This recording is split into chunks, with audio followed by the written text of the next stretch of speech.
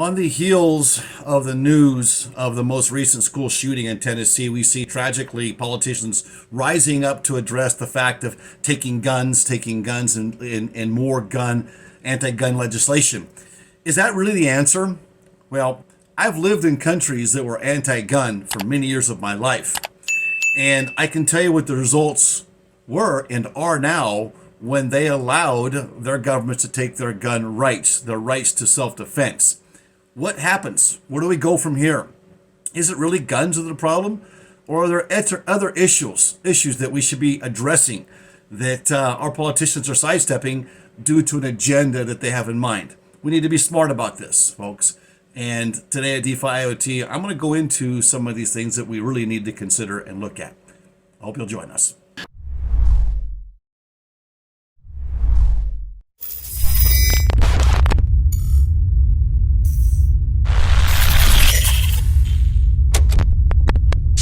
So what I want to do today is I just want to tell you a personal account of having lived 20 years outside of the United States of America and having grown up.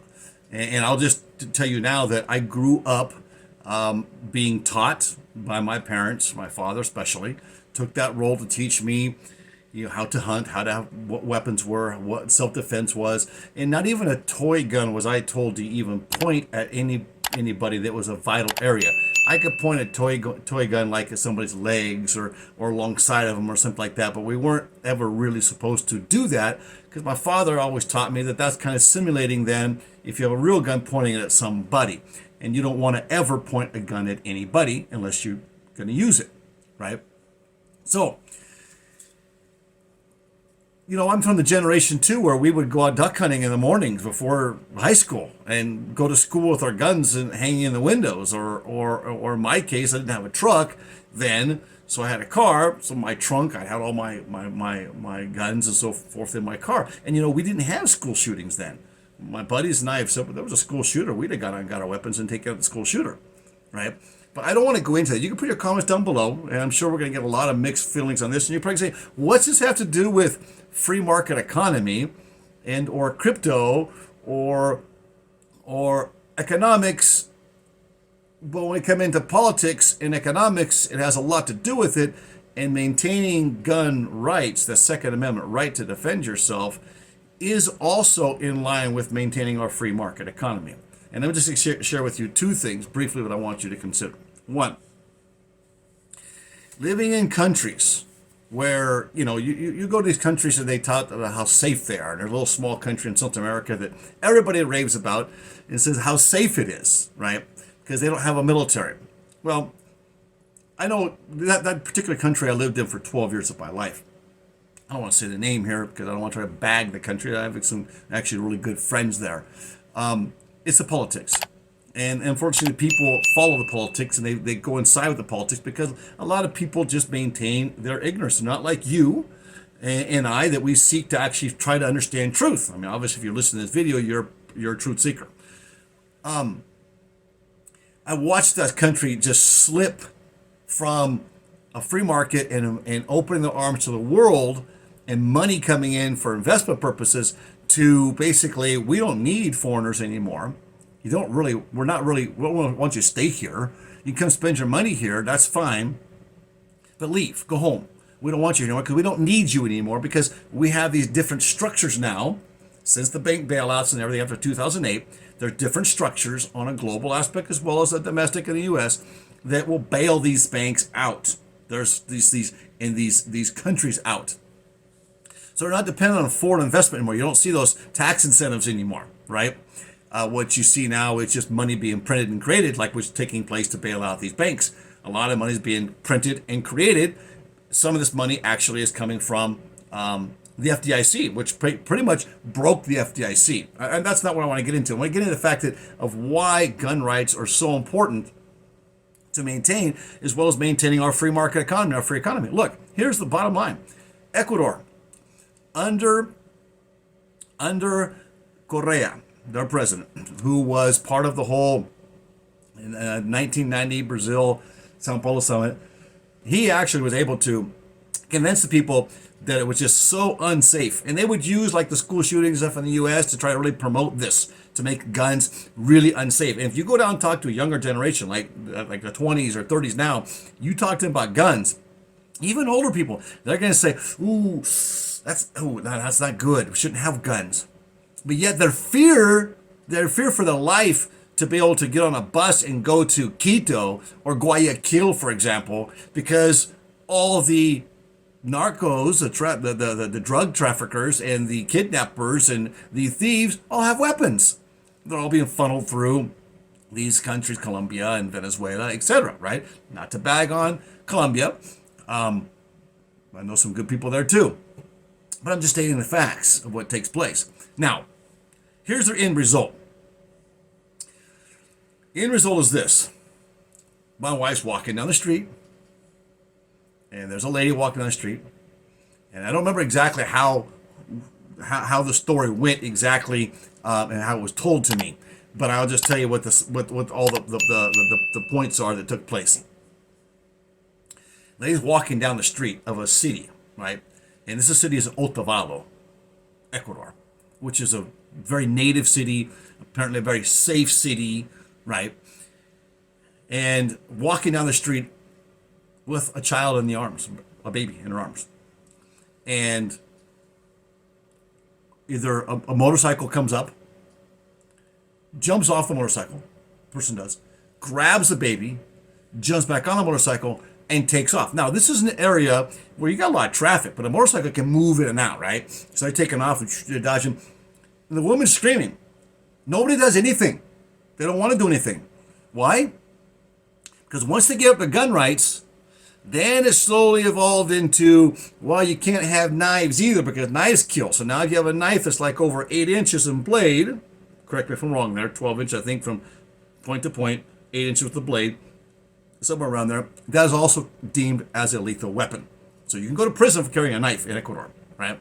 If you try to defend yourself with a weapon, with a knife, with a stick, or with your own hands, you are most likely going to go to prison. It goes to that point where you cannot even defend yourself. The police in Ecuador, majority of the police in Ecuador do not even have bullets in their guns. Or if they do, there's certain races they cannot shoot against. I won't go into that. We know that's what's happening in the U.S. too. Those same races want that same type of privilege. And they use the same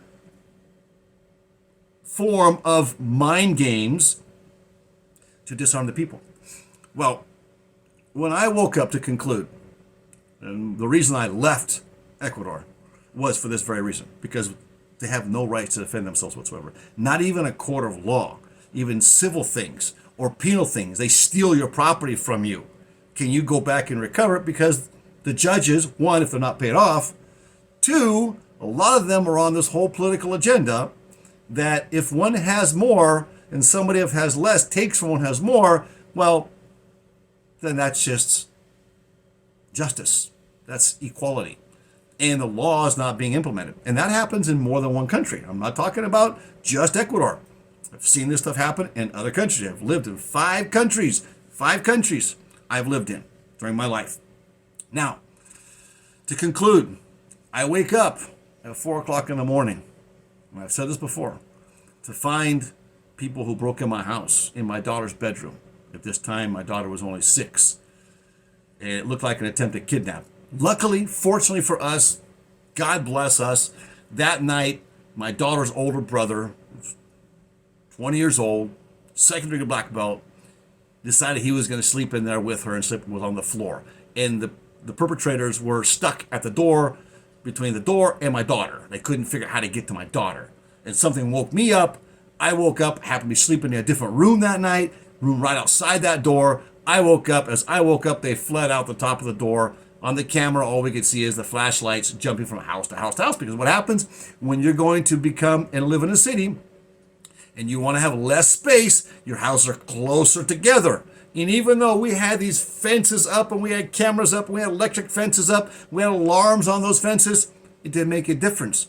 They just found one person, one who didn't want to spend that money, who doesn't care, who doesn't believe that things are going to take place or doesn't prepare themselves. And they went in through that house, got on the rooftops, and went rooftop to rooftop to rooftop until they were able to get to our house. Not just us, but they hit other houses in that same vicinity within a matter of months. There was a huge hitch. And I should have seen this coming, but I saw drones being flying over, and I just thought it was kids playing.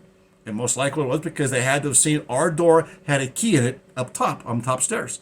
And so came across the roof, opened the key, and that's how they came in. But the point was, even if I'd have found those guys, what would I have done? What would you have done to them trying to kidnap your little 6-year-old baby girl? Well, I don't think you would have sat there and had a bleeding heart for them. I don't think you would have said, gee, guys, well, let's just sit down and have a cup of cocoa and, talk it over and maybe we could change your mind. At that moment, you've got criminals. They're obviously going to be violent because they're going to take somebody against their will and take some little girl, most likely kidnap her and sell her on the sex slave trade market, which is very common, much common than we realized. So we take our guns away from us, and these people are coming across the borders right now. Unfortunately, I know there's some good people in there. I know some people coming. I've talked to them. They've told me how they're coming. I know the whole way how they get here. I know where our government involves because I talk to people from Venezuela. I talk to people from Ecuador. I talk to people from Nicaragua. I talk to people from Costa Rica. I talk to people from Guatemala. I have friends down there, and I got people that are coming in that movement. And I didn't support this, but those people are not so bad. But I know the kind of people they associate with. And they're not the kind of people that we want to have here in our country. You don't know people they want in any country. That's why they're letting them move. That's why they facilitate all this. The governments are behind this. So we're going to allow this criminal element to come in, the same criminal element that we saw down there, come into America, and it's flowing in. So if we're going to give up our gun rights, it's not guns that are the problem, people. Now let's finish with this. You can say, well, it's because you were born with a gun. My baby sister at the age of 37, I got a phone call. I just recently took my position down in Latin America as an executive. I get a phone call, I'm getting a haircut, I get a phone call saying that your sister, your niece, and your nephew were all murdered. They were murdered brutally with a single-shot shotgun. And the perpetrator who killed them was her husband, their father. And it wasn't the gun that killed them. I don't blame the guns. It was he who went into these rehabs, he who had a drug problem, he who had a psychological problem, and he who had basically hit a depression, right? He was fine all those years. He had some drug issues, but he also hit her a lot. And we saw signs of that. So he was very violent and prone to violence. We just got to be careful, though. If we start trying to mark everybody who's prone to violence before we give them their rights to a gun, they're also going to be able to say, well, there's a crisis there, and that's why so many people can't have guns. So we have to be careful what we do too. Yeah, we have to have our criteria. We have to have a filtering system. I understand that. But you know what? In free market and in freedom, you have consequences to that freedom. But the upside to that freedom is so much greater. And we can police ourselves. When we rely on the government to police, this is when we're having all these shootings and school shootings now. If we go back and take things into our own hands as citizens, as we should, as citizens, and I'm not saying do it violently, I'm saying we do every means possible to do it peacefully. But we need to be responsible, even getting involved in our own schools. If you go to your school board, you're going to find your school board or your local PTA is much more liberal and woke than what you think they are. And therefore, then you're going to open the door to school shootings, unfortunately. I hate to say this, but it's a psychological issue. This recent school shooting is a transgender. Now, I'm not trying to blame all transgenders, but it is a psychological issue, and it does come along with duress and distress and this hate that's being promoted by the same governments out there right now saying, hey, we should take away these guns because they're not safe. These children are at harm. Well, they target that. They put these into the algorithms for these people to get. They breed these kind of people. This is what they want. They want more violence, so they'll take away those gun rights for an ultimate control in the end. And then we get a digital currency, a digital ID, and we have 15-minute cities, and you don't go anyplace else outside of 15 minutes. And I'm not being draconian. This is where they're going with it. This was all started in the Americas in 1990, the Brazil Sao Paulo Forum. Look it up for yourself. It's kind of getting watered down now on Google. They took away the original meeting minutes, well, a lot of them, but you can still get in and see a lot of what their purpose is, and that is to take away our freedoms. There's a control. They think they know better than we do. And the World Economic Forum is alongside this. And if people have to die, then people die. These are atheistic people. They don't care. They think that it's about preserving humanity and that they are God, that there is no God, that there is no no judgment, no consequences to their actions. And so therefore, if we take away our weapons, how easy it is then to control us. We have to be obedient to their rules and become enslaved to them. And that's what it comes down to. Maintaining our gun rights has consequences. I know, personally. My sister, my niece, and my nephew, I buried them. But that doesn't mean that I'm against gun rights. I'm against people who are just downright evil. And I'm against people who want to take away freedoms. And a free market economy and cryptocurrencies that are decentralized, especially Bitcoin, defend that. And that's why here at DeFi IoT, we defend this. And if you are like-minded and you want good things for your country and your people and your family and your posterity, then subscribe to this channel. Please give us a thumbs up. Pass us on to somebody else. We need to get the message out what the truth is. The media is marching forward with a narrative, and that narrative is not pro-freedom. It's anti-freedom and anti-everything against anything that will maintain our freedoms. The rest, the Lord blesses us with. And I hope that today, those families who lost those three children, I mourn with them. My heart breaks for them. But it's not guns that are the issue. It's what's going on with our government. And it's because we, as a people, are not taking responsibility to stand up and question our government. That's what's causing this. I'm sorry, but that's the truth here at DeFi IoT.